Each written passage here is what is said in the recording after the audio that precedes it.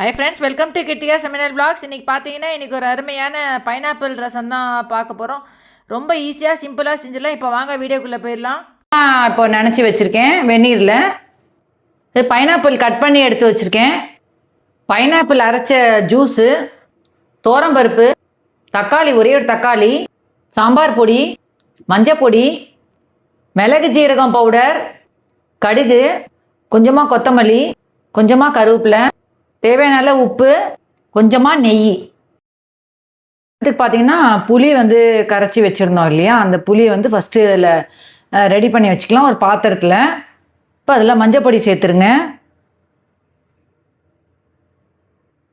இப்போ இதில் தக்காளி சேர்த்துடலாம். நான் ஒரு தக்காளி கட் பண்ணி எடுத்து வச்சுருக்கேன், சின்ன தக்காளி.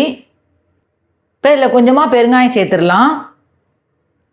இப்போ இதில் கொஞ்சமாக கருவேப்பிலை சேர்த்துடலாம். இந்த பைனாப்பிள் ரசம் பார்த்தீங்கன்னா ரொம்ப டேஸ்ட்டாக நல்லாயிருக்கும். நான் செய்கிற மாதிரி நீங்கள் செஞ்சு பார்த்தீங்கன்னா, என் சேனலுக்கு தான் ஃபஸ்ட் டைம் பார்க்குறீங்கன்னா கீழே சப்ஸ்கிரைப் பட்டன் இருக்கும், அதை ப்ரெஸ் பண்ணி பக்கத்தில் இருக்கிற பெல் பட்டன் ப்ரெஸ் பண்ணி ஆல் என்ற பட்டன் ப்ரெஸ் பண்ணி அதை போடுற வீடியோ நோட்டிஃபிகேஷன்ஸாக வரும். இப்போ நம்ம அந்த பருப்பு தண்ணியை மட்டும் சேர்த்துடலாம்.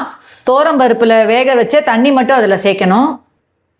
இப்போ இதில் சாம்பார் பொடி சேர்த்துடலாம். நான் குழம்பு மிளகாத்தூள் சேர்க்குறேன், 1 ஸ்பூன் குழம்பு மிளகாத்தூள் சேர்க்குறேன்.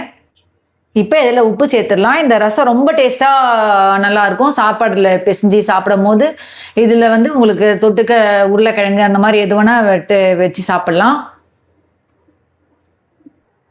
இப்போ அது எல்லாத்தையும் சேர்த்துட்டு நல்லா அதை மிக்ஸ் பண்ணிக்கலாம். இது அப்படியே ஒரு 5 மினிட்ஸ் இது அப்படியே இருக்கட்டும். அதை அப்படியே நல்லா அதை கொதிக்க விட்டுறலாம் இந்த ரசத்தை.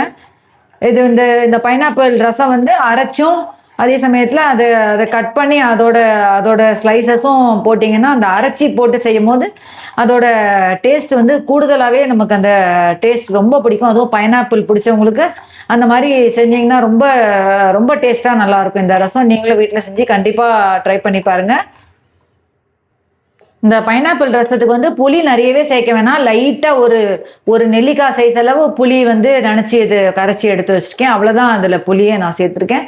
இதில் ரொம்ப புளி சேர்க்க வேணாம்.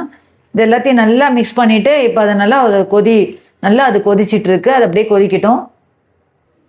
இப்போ இது நல்லா கொதிச்சிருச்சு பாருங்க. இப்போ இந்த டயத்தில் வந்து நம்ம பைனாப்பிள் அரைச்சது அப்படியே சேர்த்துடலாம். சேர்த்துட்டு இதை நல்லா மிக்ஸ் பண்ணிக்கலாம். இப்போ நல்ல ஒரு வாசனை வரும். இந்த மாதிரி அரைச்சி செஞ்சு போட்டிங்கன்னா நல்ல ஒரு டேஸ்ட் கிடைக்கும். அரைச்சும் அதே சமயத்தில் அதோட கொஞ்சமாக பீசஸ் கட் பண்ணியும் எடுத்து வச்சு அதில் போட்டோம்னா ரொம்ப டேஸ்ட்டாக நல்லாயிருக்கும் அந்த ரசம். வேறு என்ன டவுட்ஸ் எதுன்னு கமெண்ட் பாக்ஸில் கேளுங்க. என்னோடய வீடியோஸில் வந்து நான் ட்ரெஸ்ஸஸ்லாமும் நான் அப்லோட் பண்ணிகிட்ருக்கேன். வீக்லி ஒன்ஸ் வீடியோஸ்லையும் நான் அப்லோட் பண்ணிகிட்ருக்கேன், ஷார்ட்ஸ்லையும் அப்லோட் பண்ணிகிட்ருக்கேன், வீடியோஸ்லையும் அப்லோட் பண்ணிகிட்ருக்கேன். என் சேனலில் போய் நீங்கள் செக் பண்ணி பார்த்துக்கலாம். இப்போ இந்த பைனாப்பிள்லாம் கட் பண்ணி வச்சுருந்தோம் இல்லையா, அந்த பீஸ் அதில் சேர்த்துடலாம். இப்போ இது பார்த்தாலே நல்லா அப்படியே தெரியுது பாருங்கள் அந்த பைனாப்பிள்ஸ்லாம். இது அப்படியே ஒரு 2 மினிட்ஸ்க்கு இது அப்படியே அந்த ரசம் அப்படியே இருக்கட்டும்.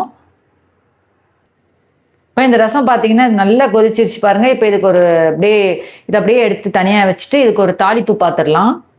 இப்போ தாளிப்புக்கு ஒரு பேனில் கொஞ்சமாக நெய் சேர்த்துடலாம். இந்த தாளிப்புக்கு வந்து நெய்யில் சேர்த்து செஞ்சது ரொம்ப டேஸ்ட்டாக நல்லாயிருக்கும். இப்போ இதில் கொஞ்சமாக கடுகு சேர்த்துடலாம்.